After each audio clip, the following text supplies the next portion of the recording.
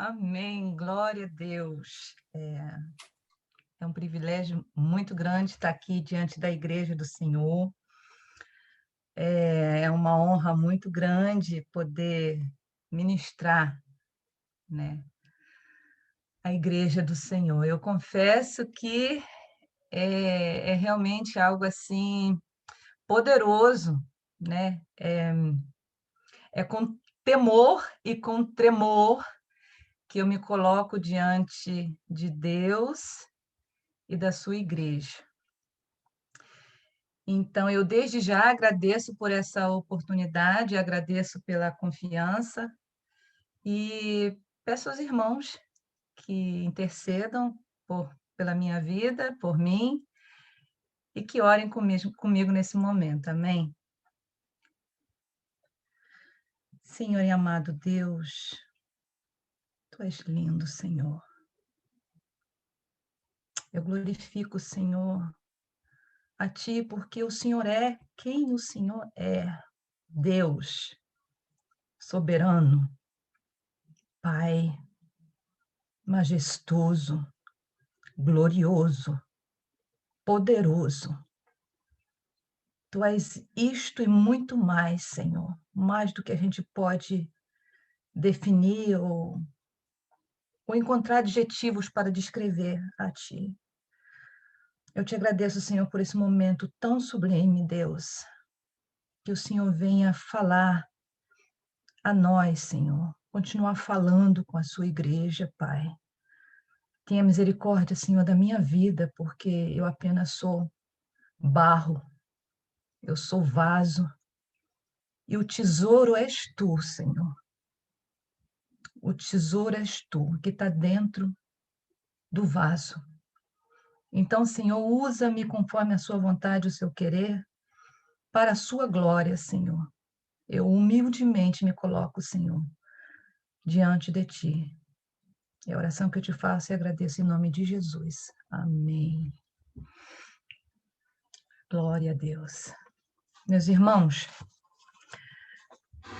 a leitura que iremos fazer encontra-se em 2 Coríntios, capítulo 5, a partir do versículo 1.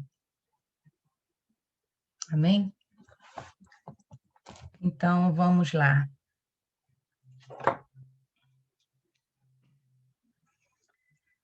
2 Coríntios, capítulo 5, a partir do versículo 1, carta do nosso amado apóstolo Paulo a essa igreja. Estamos certos de que, se esta nossa temporária habitação terrena em que vivemos for destruída, temos da parte de Deus um edifício, uma casa eterna nos céus, não construída por mãos humanas. Enquanto estivermos morando nesta tenda, gememos, almejando ser revestidos da nossa morada celestial. Porquanto, se de verdade estivermos vestidos, não seremos surpreendidos sem roupa. Porque enquanto estivermos residindo nesse tabernáculo, murmuramos e somos angustiados, pois não queremos ser despidos, mas sim revestidos da nossa casa celestial, para que aquilo que é mortal seja completamente absorvido pela vida. Ora, foi Deus mesmo quem nos preparou para isso e concedeu-nos o Espírito como plena garantia do que está por vir. Portanto, andamos sempre confiantes, cientes de que, enquanto presentes neste corpo, estamos distantes do Senhor, pois vivemos por fé e não pelo que nos é possível ver. Pois vivemos por fé e não pelo que nos é permitido ver. O nosso amado apóstolo nos faz ver aqui que ele chegou, de fato, à compreensão do nosso estado de fragilidade temporal tanto corporalmente como emocionalmente falando, neste mundo. Paulo compara o nosso corpo a um tabernáculo, como se fosse uma tenda nômade, que vai de um lado para o outro, de terra em terra, sem ter uma residência fixa, que é vulnerável e é passageira. Ele nos leva a entender que a nossa habitação celestial é sólida, é fixa e é permanente.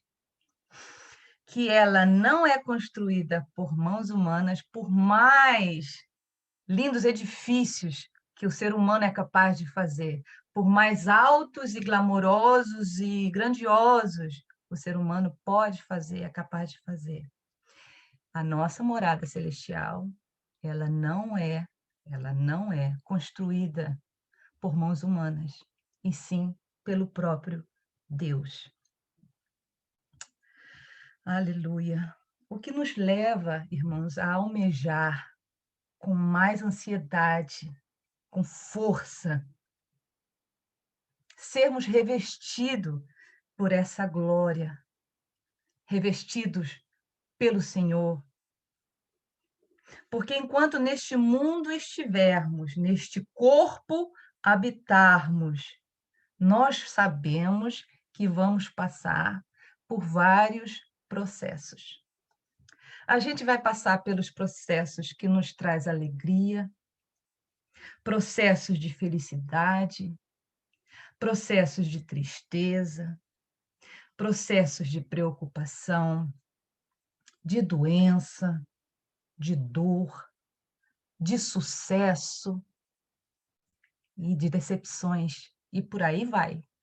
Enquanto a gente estiver nesse tabernáculo aqui, a gente vai passar por tudo isso, e com força.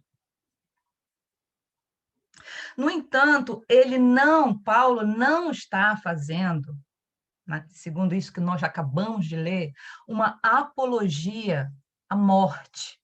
Uma apologia, ele não está dizendo assim, eu quero morrer, eu quero, né? Ele não está fazendo apologia ao suicídio. Ele está deixando bem claro que para ele, que para nós, o que vem depois, o que vem no fim da jornada, o que vem no fim do túnel, no fim da caminhada, é bem melhor, é glorioso.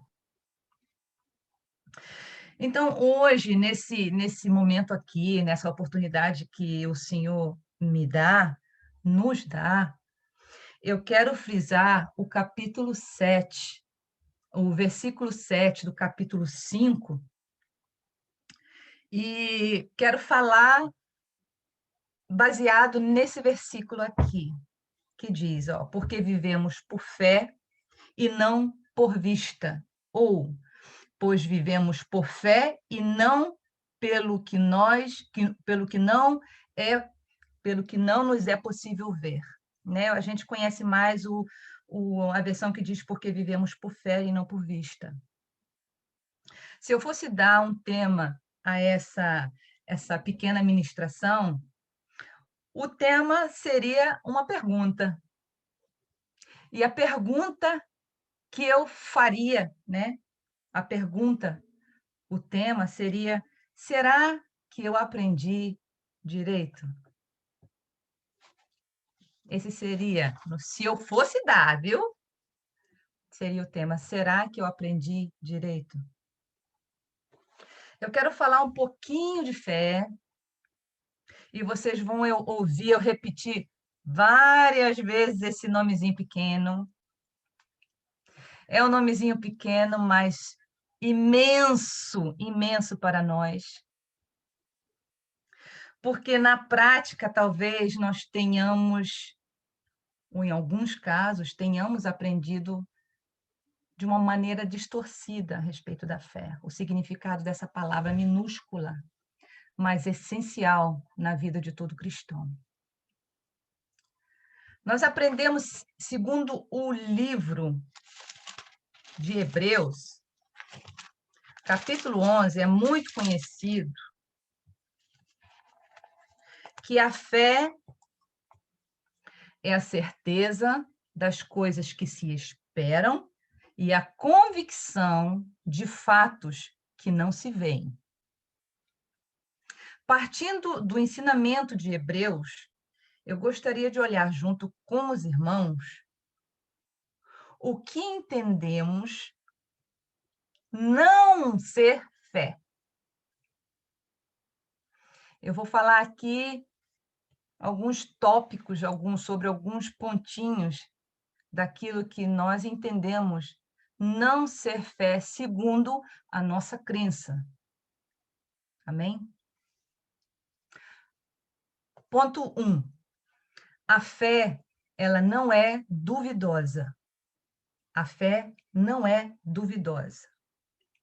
No mesmo capítulo de Hebreus 11, lá no versículo 6, a gente vai ler assim: em verdade, sem fé é impossível agradar a Deus. Por quê? Porque todo aquele que se aproxima de Deus precisa crer que ele existe. Por exemplo, todos nós, quando tivemos contato, o primeiro contato com a fé cristã, a gente ouviu ou a gente leu a respeito de ensinamentos, né, bíblico, o que está escrito na Bíblia, as histórias que estão ali. Nós de logo, assim, de supetão, a gente ouve, olha, sabe, lá no início, Deus criou todas as coisas. No início, foi Ele que criou todas as coisas, através da sua palavra. Ele apenas disse, haja isso, e começou a existir, e começou a existir. A gente aprendeu, ou ouviu, ou leu, que numa ocasião o Senhor mandou o dilúvio, que o Senhor chamou um homem chamado Abraão para um objetivo. Nós aprendemos a respeito da história de Moisés e o povo que foi liberto do cativeiro e que peregrinou no deserto até chegar à Terra Prometida. A gente ouviu a respeito, a gente leu a respeito, né? Que Deus enviou o seu filho, que morreu por nós, que ressuscitou. Tudo isso nós ou ouvimos alguém falar através do discipulado, ou nós lemos, mas nós não vimos. Nós não vimos essas coisas acontecerem. E por que nós cremos? Por que nós não duvidamos se nós nunca vimos? Nós cremos sem duvidar, porque um dia o Senhor Jesus nos encontrou.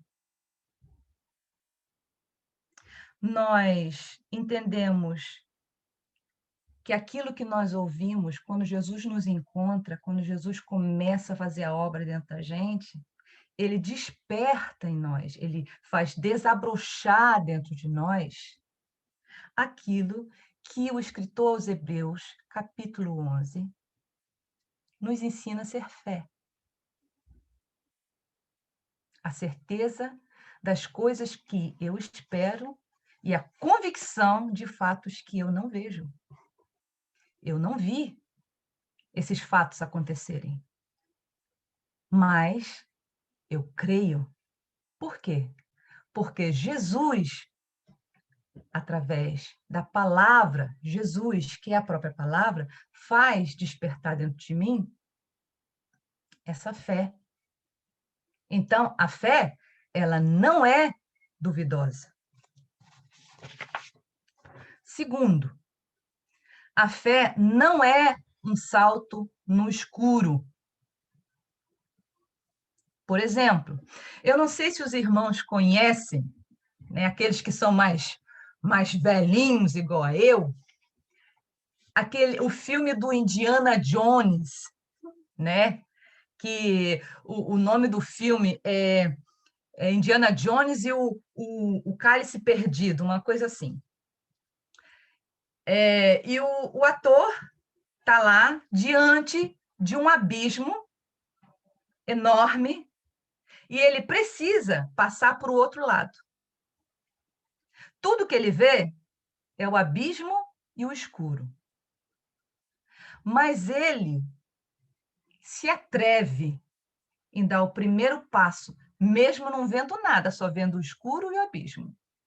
E ele vai dar o primeiro passo. O que acontece? Ele não cai. Ele pisa firme, pisa seguro e não cai. E chega do outro lado. Outro exemplo é quando olhamos para trás, aquele que é filho de cristão, o neto de cristão, vai entender do que eu estou falando. E lembramos da nossa mãe, ou do nosso pai, do vovô ou da vovó, orando e intercedendo pela nossa salvação. E nós, descrentes, não estávamos nem aí porque eles estavam fazendo, ó. Aqueles que gostavam de sair para balada, para fazer as coisas, né, que o mundo tanto gosta. Mamãe, papai, vovô estavam lá orando. Isso aí, ó, não vai dar em nada isso aí. Não acredito, não vai dar em nada. Mas vovô, vovó, mamãe, papai, quando estava ali intercedendo, eles não estavam dando um salto no escuro. Eles sabiam de onde eu e você estaríamos hoje,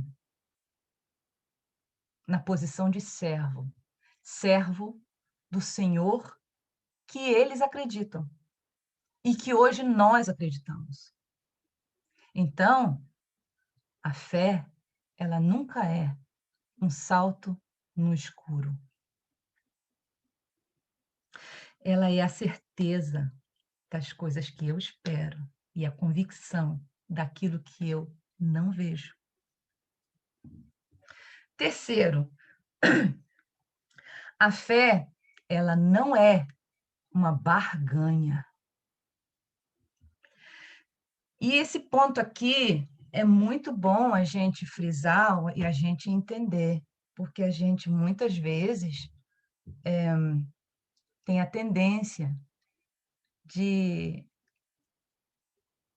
fazer barganha até mesmo sem querer, ou porque aprendemos errado, ou porque entendemos de uma outra forma. Mas a fé, ela não é uma barganha. Se eu fizer as seguintes perguntas: você crê no milagre? Você crê na libertação, na providência, na cura? Você crê? Qual seria a sua resposta? Qual seria a minha resposta? Bom, de supetão a gente vai dizer sim, eu creio. Eu creio em tudo isso. Nós cremos em milagre, nós pregamos sobre milagre, na verdade, nós somos um milagre. Só que será esse o motivo, o foco da nossa fé? Será o milagre o foco da nossa fé? É claro que pode até ser que a minha fé comece a brotar, ela comece a existir assim, vendo milagres, vivenciando milagres. Como aconteceu na época de Jesus, né? E agora eu queria que os irmãos abrissem aí as vossas Bíblias no Evangelho de João, capítulo 2, versículo 23. que diz assim: estando ele, Jesus, em Jerusalém, durante a festa da Páscoa, muitos, vendo o que ele fazia, os sinais que ele fazia, creram em seu nome. João, capítulo 11, versículo 41 e 42, diz assim: então tiraram a pedra, aqui é o relato sobre a ressurreição de Lázaro, né? O milagre, esse milagre tremendo que Jesus fez. Então, tiraram a pedra da entrada do lugar onde o morto estava deitado. E Jesus, levantando seus olhos aos céus, agradeceu. Pai, dou-te graças porque me ouviste. Eu sei que sempre me ouves, mas disse isso por causa da multidão que estava ao seu redor, para que creiam que tu me enviaste. O Senhor Jesus, ele teve aquela comunicação, né, com o Pai, ele não precisava falar em voz alta, porque eles tinham comunhão, né? Olha, papai e filhinho ali, ó, mas ele fez isso por quê? Porque a multidão, ela precisava ver milagres, precisava ver que era ele que rogava ao Pai e o milagre acontecia, para que crescem. Então, a nossa fé, ela pode ser, sim, começar dessa forma, como nos tempos de Jesus, como nos tempos atuais. Tem muitos que seguem, mas tem muitos que seguem Jesus, ouvem a mensagem de Jesus, vestem camisetas dizendo eu creio em Jesus, eu sou um crente, um cristão radical, mas não querem nada, vezes nada com Jesus. Eles querem o que Jesus pode dar, o que ele pode fazer na vida deles, estão ali coladinhos com Jesus, seguindo, né? Indo à igreja, visitando muitas vezes as lives, mas estão ali, infelizmente, pelo que o Senhor pode fazer, pelo que o Senhor pode dar. Se eu focar, irmãos, se eu focar a minha fé no resultado dela e não naquele que é responsável pelo resultado, eu estarei tendo até fé, mas no foco errado. Isso vai fazer crescer em mim uma fé para este mundo. Uma fé que, se eu receber o que eu pedi, eu estou firme, coladinho, forte com Jesus. Mas se eu não receber, eu logo abandono a minha fé. Será uma fé temporária e nunca será uma fé salvadora. A minha fé, eu disse que eu vou repetir esse nome várias vezes e vocês vão ouvir. A minha fé pode até começar como começou de muitos, vendo para crer. Mas ela não pode estagnar, ela não pode parar nisso. Eu não posso focalizar a minha fé naquilo que eu vejo, e sim naquele que eu não vejo. Foi o próprio Jesus que disse a Tomé, lembra? Vocês lembram? Jesus disse assim, Tomé, por que você viu? Porque você me viu. Crestes? Bem-aventurados são os que não viram e creram. Bem-aventurado é você aí do outro lado da tela, somos nós desse lado aqui, porque nós não vimos, mas nós cremos. Bem-aventurados somos, diz o Senhor Jesus.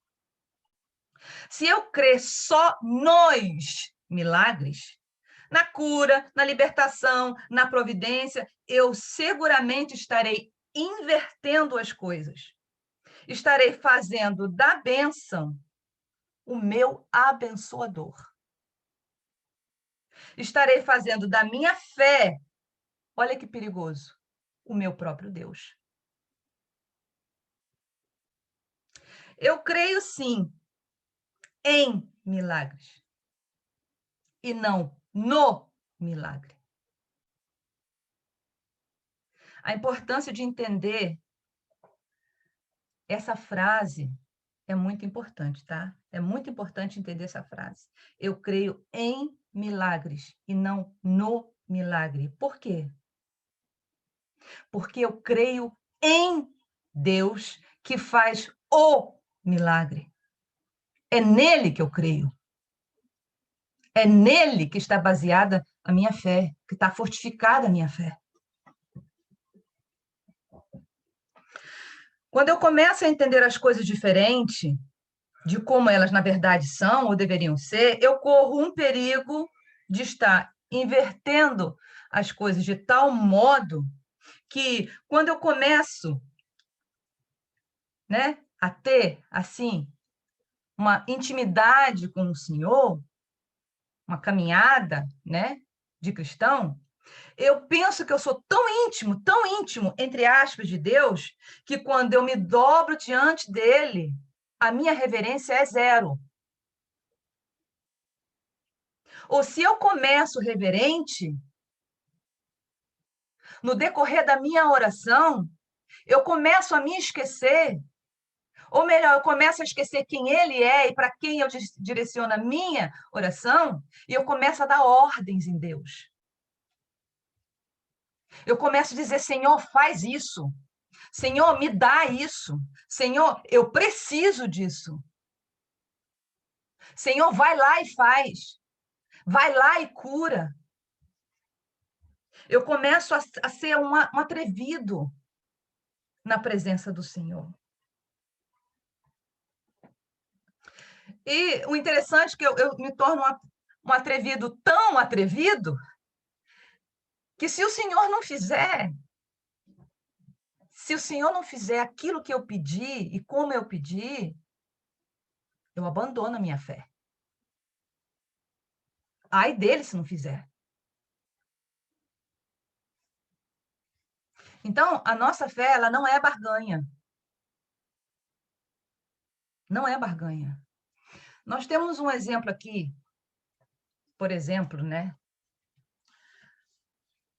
de algo lindo que nós temos feito já há um certo tempo, né, que são os cultos de oração na madrugada. Coisa linda. Coisa linda. Nós entramos ali e somos ministrados e somos levados junto com o pastor ao momento de oração. Isso é maravilhoso. Agora, eu não posso entender esse momento como um sacrifício. Tem muita gente que diz assim, entendam-me bem, por favor. É um sacrifício acordar de manhã cedo. Quando eu levanto de madrugada, para mim é um sacrifício, eu estou sacrificando. Eu não entendo dessa forma. Sacrifício para mim foi o que Jesus Cristo fez na cruz. Sacrifício para mim foi um Deus que é santo, 3 vezes santo, se despir da sua glória, vinha a essa terra em forma de gente, se entregar numa cruz, passar por tantas, por amor de pessoas que hoje em dia estão trocando e invertendo a posição das coisas, fazendo da sua fé um ato de barganha. Se o Senhor me der, eu estou ali. Se o Senhor não me der, não quero mais. A nossa fé, a fé não é uma barganha.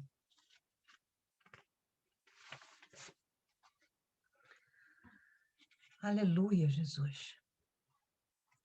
Sabe, irmãos, a gente não há nada de errado, por favor, me entendam bem. Não há nada de errado e a gente faz isso. Em colocar os nossos anseios, né? Os nossos pedidos, os nossos problemas, as nossas necessidades diante de Deus. O nosso Senhor nos ensina até como fazer. Ele nos ensina a orar. Ele até, a sua palavra até diz, olha, vocês pedis e não recebeis porque vocês pedem mal. Ele nos ensina a orar. O problema é quando a gente começa a esquecer de quem somos e de quem Ele é.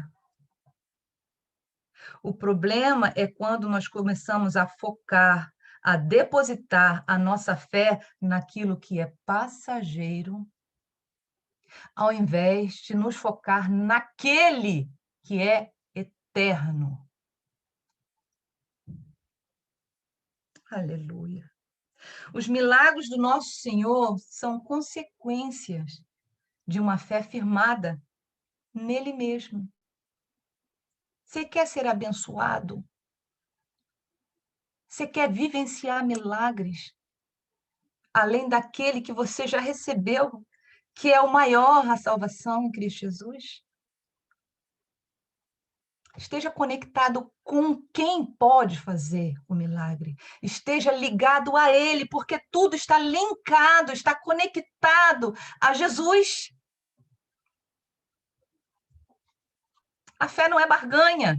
Não é se eu receber, eu estou junto. Se eu não receber, eu estou fora. A fé não é barganha. Quarto ponto. A fé não é comércio. A nossa fé, a fé cristã, ela não é um comércio. Nós vemos praticamente, é só você abrir a rede social, praticamente, todos os dias, o famoso mercado da fé. É uma triste realidade, mas é uma realidade. Quando Jesus entrou no templo e viu lá aqueles bonitinhos, né, fazendo da casa do seu pai, um comércio, começando, vendendo, trocando, os cambistas ali, o Senhor Jesus não ficou ali sentado só assistindo. O Senhor Jesus não aplaudiu e disse, ó, vocês estão bem. Ele tampouco agiu como um patrocinador do que estava fazendo, que eles estavam fazendo ali. Ele também não entrou ali e viu o que estava acontecendo e virou as costas e foi embora. O que ele fez foi fazer um chicotinho. Ele fez um chicote e botou, foi todo mundo para correr. Ficou zangado. Ele não aceitou e nem admitiu o que aqueles homens estavam fazendo na casa de seu pai, que é chamada casa de oração. E o que a gente está vendo hoje em dia é o quê? É gente vendendo pregação. É gente visitando, sendo convidados para pregar numa igreja, mas só vai se tiver uma certa quantidade de público. Só vão se o cachê estiver ali, ó, top. Cantores que se dizem adoradores, vendendo o louvor que deve ser para Deus. Para quê? Para entreter o público.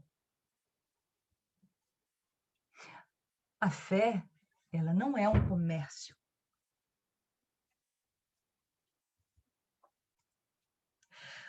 O que acontece é que o que Jesus não admitiu, o que Jesus não aprovou, quando aqui estava, na sua caminhada aqui, quando ele começou, né, a trazer as boas novas, o que ele não aprovou, muitos hoje estão não só aprovando, como patrocinando. E isso é muito sério. A fé de muitos está baseada nas coisas que podem conseguir nessa terra. Estão barganhando com Deus. Estão fazendo da fé, daquilo que é santo, daquilo que é solene, daquilo que é glorioso, um comércio. O interessante, meus irmãos, tem muitos que dizem, vocês são conservadores, vocês são isso, são aquilo. Tá, somos mesmo. Nós somos. Por quê? Porque nós somos fincados na palavra. Eu não preciso inventar coisinhas. Eu não preciso ir além daquilo que está ali. O Senhor diz que eu tenho que ser santo, então eu tenho que ser santo. O Senhor diz que eu tenho que ir para aquele lado, eu vou para aquele lado. Vai para esse, não vai para ali, não vou para ali. Sou conservadora, sim. O que acontece é que o que acontece é que é interessante. Se eu e você e os milhares de cristãos no mundo entendessem que se nós não patrocinarmos esse comércio, esse mercado da fé, ele pararia, ele deixaria de existir. Mas ele só existe porque tem pessoas que ou entenderam errado, ou porque gostam disso, e que esqueceram que além dessa vida aqui, existe uma outra, e ela é eterna. Ela não dura 80 anos, ela não dura 100 anos. Ela não dura como os homens lá no Antigo Testamento, anos, centenas de anos. Ela vai ter um fim. E depois vem o que vem depois. Que o Senhor tenha misericórdia de nós, tenha misericórdia desse povo. Quantos que começaram bem? Quantos que começaram bem? Quantos? Com uma fé genuína, uma fé fortificada, fincado na palavra, e hoje trocaram o abençoador pela bênção. A Jesus. 5. A fé não é um sentimento. Ela não se baseia naquilo que eu sinto. Ela não está alicerçada no meu estado emocional do momento. É claro que a nossa fé ela pode oscilar, às vezes ela está lá em cima, e às vezes ela está aqui no meio, outras vezes ela está lá embaixo. Mas ela existe. Ela está ali. É claro que dependendo do momento, a gente pode, esquecer, de alimentar, alicerçar nossa fé buscando ali na palavra, sabe? Tem momentos que a gente está assim, por causa dos momentos, emocionais que vivemos, a gente sim não procura ali a palavra, mas isso não significa que ela morreu. Ela existe. Então, a minha fé, ela não existe porque eu estou bem emocionalmente, ou porque eu estou mal, ela deixa de existir. Ela está ali. Então, a fé, ela não é um sentimento, ela não vai, volta, ela está ali. Às vezes mais forte, às vezes menos forte, mas ela está ali. E quando a gente está assim, meio esmorecido, meio fraquinho na fé, entre aspas, acontece que a gente vai buscar na palavra algo interessante, a gente ouve do Senhor assim. Alguém pode abrir para mim Isaías 41:10 e ler, por favor?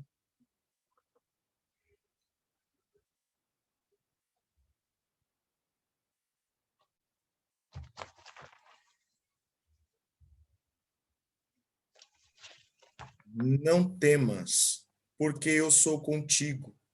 Não te assombres, porque eu sou teu Deus. Eu te fortaleço e te ajudo, te sustento com a minha destra fiel. Aleluia! Quando a nossa fé está assim oscilando, a gente está passando por certos momentos, a gente vai o quê?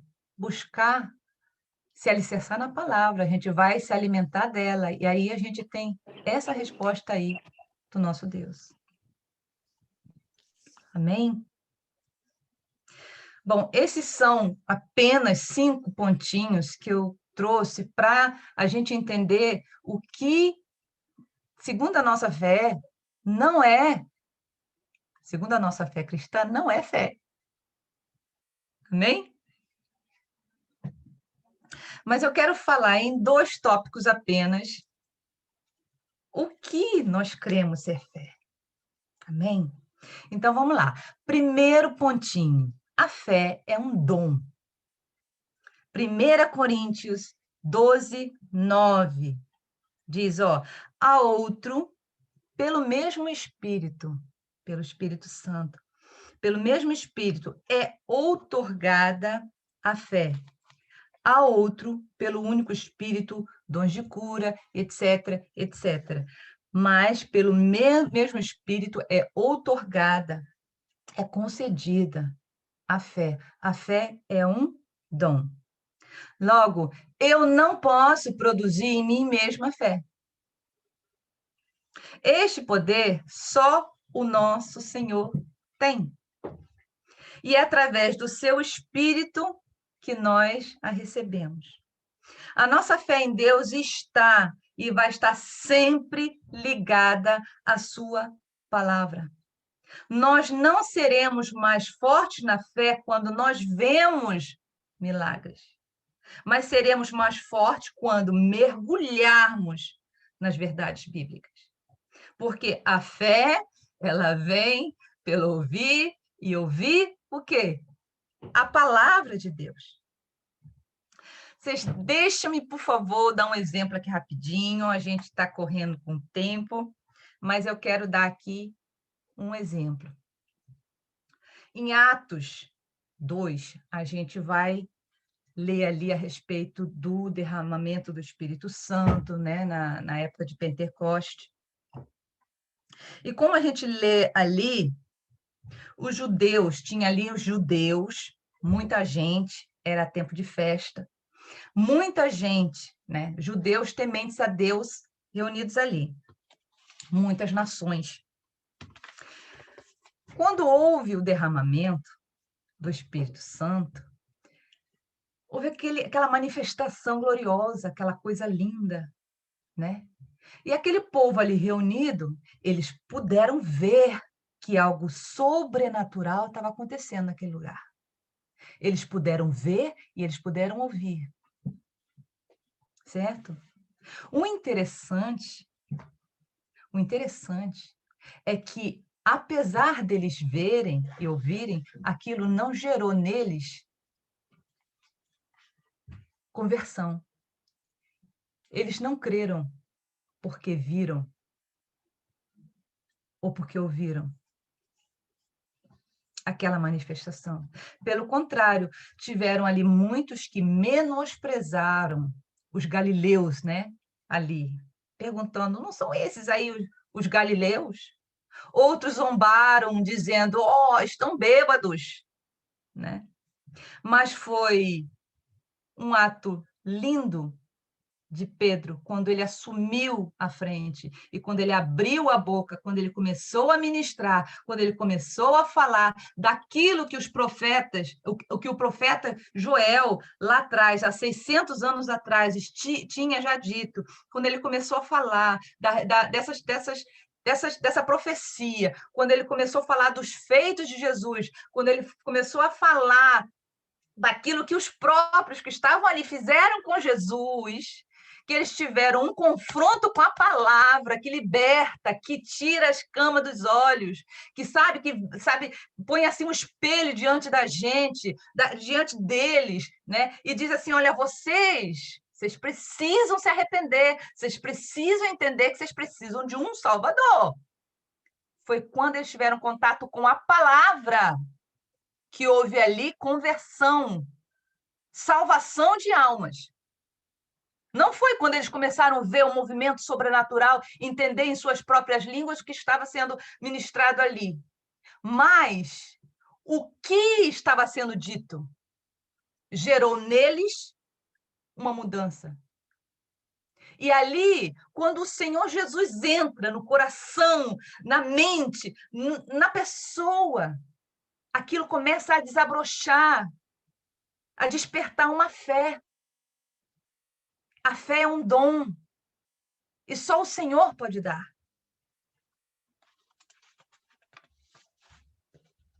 Segundo, a fé é uma convicção. Ela é a convicção de fatos que eu não vejo, mas que eu sei que existiram lá atrás e que existirão. Nós não somos convictos dos fatos que passaram porque nós vemos. Nós somos convictos porque temos e exercitamos a nossa fé. Um exemplo é quando a gente lê a respeito, né, que Cristo ressuscitou dos mortos. Nós cremos nas suas promessas.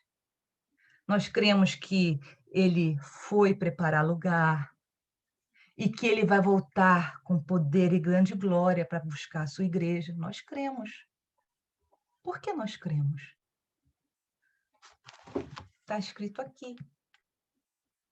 E porque eu exercito a minha fé, que o Senhor botou dentro de mim, através do seu Espírito, e ele desabrochou em mim, através da sua palavra, né? Ser alimentada, ser fortificada, crescendo, crescendo, é que eu creio nas verdades que estão aqui.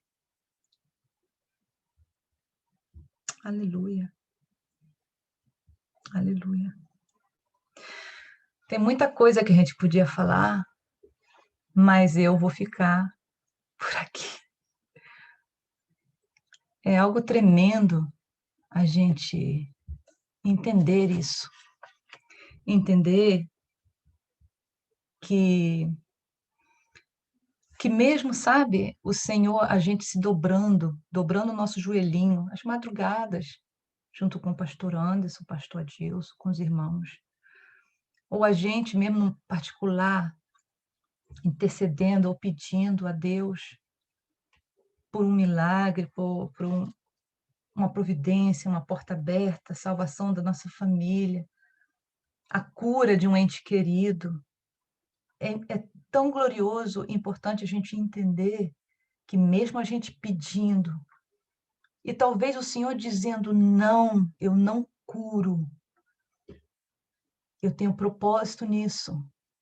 Não, eu não vou dar, porque você não está pronto para isso. Que isso não vai abalar nunca a fé que nós temos nele. Paulo entendeu isso. Paulo, ele disse lá no final, olha, combati o bom combate, né? Terminei a carreira, eu guardei a fé.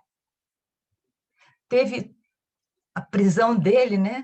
A primeira prisão, ele orou e ele saiu. A última prisão, ele já sabia, ó, eu não vou sair daqui, eu vou real. Mas para ele, o viver era Cristo e a morte era lucro. Esse homem não tinha fé? Será que ele não tinha fé o bastante de dizer assim, Senhor, me tira dessa? Senhor, eu quero ainda continuar, eu quero ir para a Espanha, eu quero ministrar, eu quero salvar, ajudar, salvar almas, eu quero ser um missionário evangelista em várias partes do mundo. Claro que esse homem tinha fé. Mas ele entendeu a sua condição momentânea, temporal, nesse mundo, que esse corpo aqui é como uma tenda, um tabernáculo só, que vai para lá e para cá, que é temporal, e que ser revestido de um tabernáculo celestial é muito melhor, é muito mais glorioso. Que quando o encontro com Cristo, que eu e você teremos em breve, seja de maneira coletiva, todo mundo junto, ou pessoal, que nós seremos, sim, no tempo certo, revestido por um corpo de glória, um corpo glorioso, semelhante ao nosso Senhor Jesus. Então, se o Senhor der ou conceder aquilo que nós pedimos a Ele em oração, amém! Glória a Deus! Glorificado é o Senhor na minha vida. Mas se porventura o Senhor não fizer, não conceder, por mais que isso doa, isso não vai abalar a minha fé, porque a minha fé está firmada nele e não naquilo que ele pode me dar ou fazer por mim. Como é difícil entender isso. Tem tanta gente trocando o nosso Senhor Jesus por coisas. Está fazendo do abençoador um nada. E está fazendo da bênção o seu próprio Deus, da sua fé o seu próprio Deus. Não! É Ele que dá. Ele é a fonte da vida. Ele é o Criador. Se nós entendermos que o Senhor é melhor do que tudo, pode vir o que vier, mas a nossa fé vai estar fincada nele. Fincada nele. E glorificado seja o Senhor por causa disso. Aleluia. Eu concluo aqui dizendo, fazendo um resumão, que nós não vivemos por vista, nós vivemos por fé. Logo, eu não creio porque vejo, eu creio porque tenho fé. Uma fé focada na conquista do milagre e não no Deus do milagre é uma fé que virou um talismã e um tipo de Deus. A fé em Cristo Jesus e não em seus milagres me justificam diante de Deus para a salvação. E por último, eu não preciso ter fé no milagre. Eu preciso é ter fé em quem faz o milagre acontecer na minha vida. Que Deus continue produzindo, através da sua palavra, em nós, uma fé que nos leve a entender que mesmo sem ver a realização do milagre, mesmo sem receber aquilo que eu peço em oração, ela seja forte e inabalável, que nos faça entender que o nosso maior milagre é o próprio Jesus, que nos dá a salvação e a vida eterna. Aleluia. Que o Senhor abençoe e continue ministrando nos nossos corações as suas verdades, porque nós somos carentes, incapazes e necessitados, meus irmãos. Eu agradeço a oportunidade. Amém.